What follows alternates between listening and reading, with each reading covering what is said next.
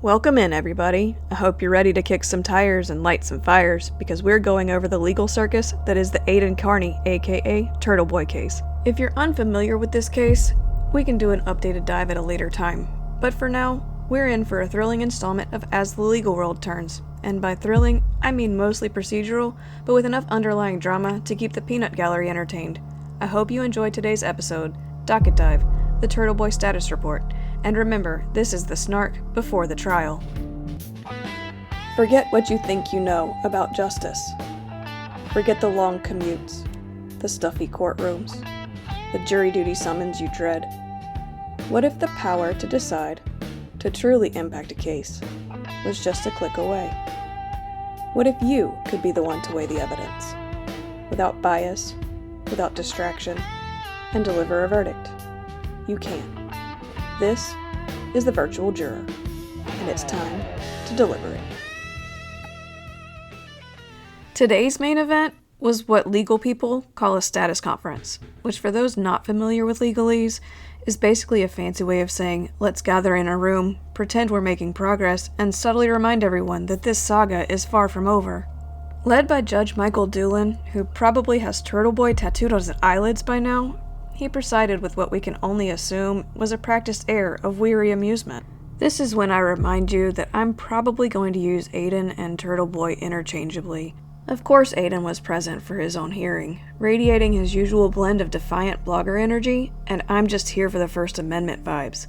He was joined by legal counsels Mark Betterow and Tim Bradel, who were both ready to deploy their linguistic gymnastics to defend the honor of online commentary, one blog post at a time. They swam among the murky depths of questionable legal battle, but they were armed with a keen understanding of both the letter of the law and inherent challenges of reptilian representation. The Commonwealth Special ADA, Robert Cosgrove, bless his heart, was there too, trying valiantly to keep a straight face while discussing the intricacies of witness intimidation charges in the age of viral content. You could almost hear the collective sigh of, "Are we still doing this?" echoing through the hallowed halls of justice. Here's a rundown as best I can.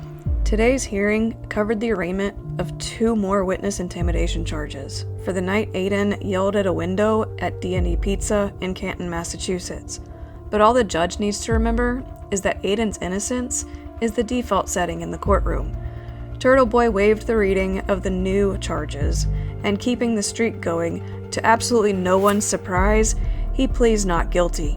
Thankfully, his bail conditions are the one thing that remain the same. So, no contact with the people, and stay 100 yards away from residences and businesses, same old, same old. Bradel's first order of business was to file a motion to order the Commonwealth to preserve all investigative notes and video evidence, because we all know that they need that reminder. The judge granted this on the spot. Cosgrove then got up to basically say he forgot how to math, and admitted he's just now turning over 5,000 to 6,000 pages in discovery, despite being well past its due date. Oh, and by the way, he's not done turning things over either, since he also said he hasn't fully complied with that order. Guess those discovery dates are more like guidelines than actual deadlines. Bradel stepped up again, saying that with the Karen Reed trial concluded, it's time to unimpound the messages in Aidan's case. After months of intense public fascination, are we truly suggesting these messages need to remain hidden? Denying the public access isn't just an affront to the First Amendment. It actively derails the immense public interest in this case. Let's open them up and let transparency prevail. Naturally, the Commonwealth needs more time to respond, like they haven't already been pushing pencils around enough. Is that why they need 2 more weeks? Meanwhile, the judge took the legal equivalent of a think tank in saying he'll take the motion under advisement. Bradel went on to say that they're working with Cosgrove to figure out some discovery issues, and that they'll be headed to the DA's office in person, likely armed with coffee and a healthy dose of exasperation. Hopefully, they can iron out the kinks without resorting to more courtroom mudslinging. But Bradel also said there are still about 10 things they want in discovery that the Commonwealth should have to answer for. Enter Cosgrove asking for another week since the defense filed a lengthy motion about that. So now, instead of 2 weeks, because time is of the essence and due process can take a back seat, he'll have 3 weeks to respond.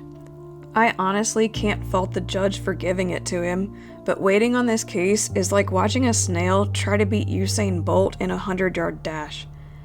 Bederow finally jumped into the fray to return to the issue of unimpounding the messages, but this time from Michael Proctor, since he's gone on a press tour vigorously defending his investigative conduct, and from a civilian witness who recently appeared on national news with other members of her family defending her and her family's conduct in this case. We all know that this is Jen McCabe by now.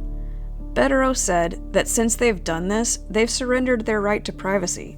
Bederow told the judge that he can show him the messages up at the bench if the court is so inclined. Cosgrove didn't get the chance to ask for more time to go over this after the judge flat out told him he wasn't getting another week.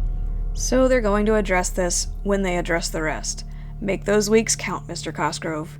And I guess the court was inclined since they all huddled up at the bench for a hush powwow, likely debating the philosophical nature of Adam Lally's paperclips.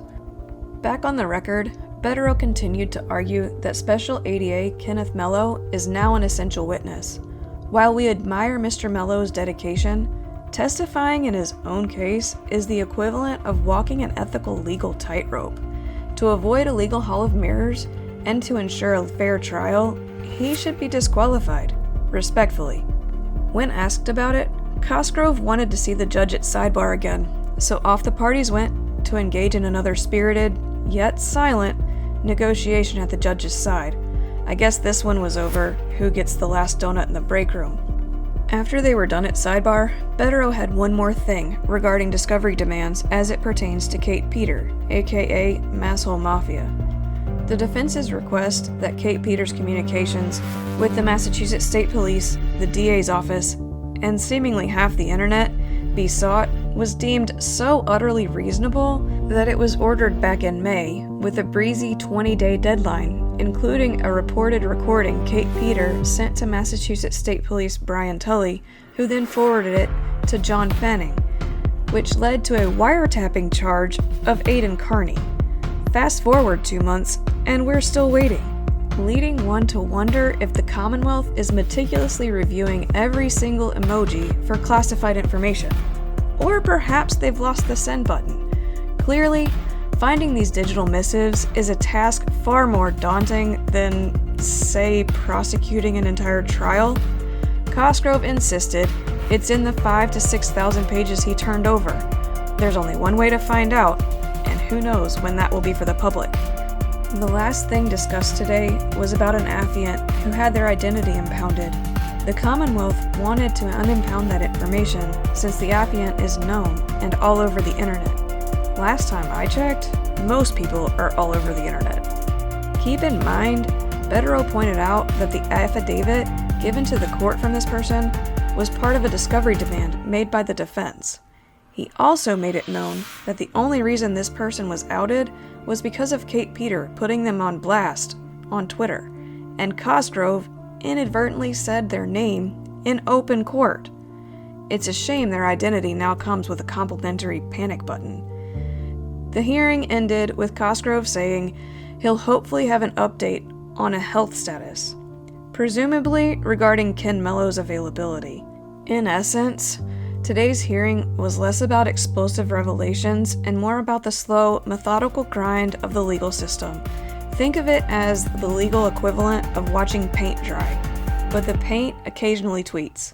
It's a testament to the enduring power of this case that even a status conference feels like an event. We're all just waiting for the next plot twist, the next dramatic pronouncement, or perhaps a surprise cameo by a real turtle in a barrister's wig. Stay tuned, folks, because in the world of Turtleboy, the only constant is the guarantee of more court dates. In fact, the next court date, in this case, will be August 13th. Until then, love your family, love your pets, love your neighbors. We'll see you next time. Standing here in the shadows of doubt, wheels of fate turning, can't figure it out. Hands are heavy, hearts of stone. This weight I carry, can't do it alone. Eyes of the crowd burning through my skin. The whispers loud, where do I begin? One road to mercy, one road to pain. Every choice here leaves a blood stain. At the crossroads of fire, what do I choose? Every step forward, there's something to lose.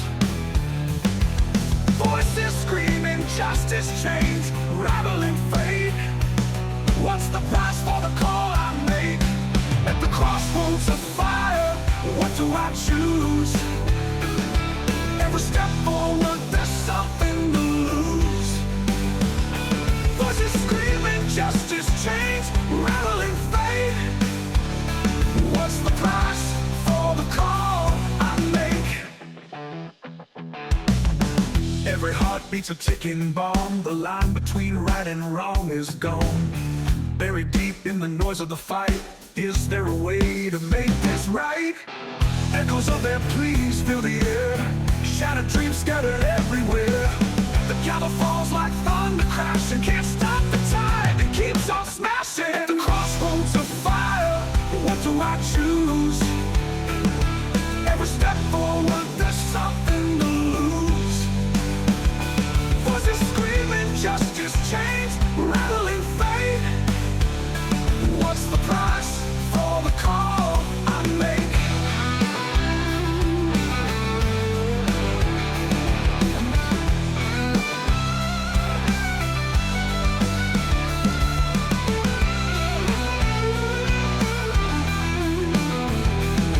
At the crossroads of fire, what do I choose? Every step forward,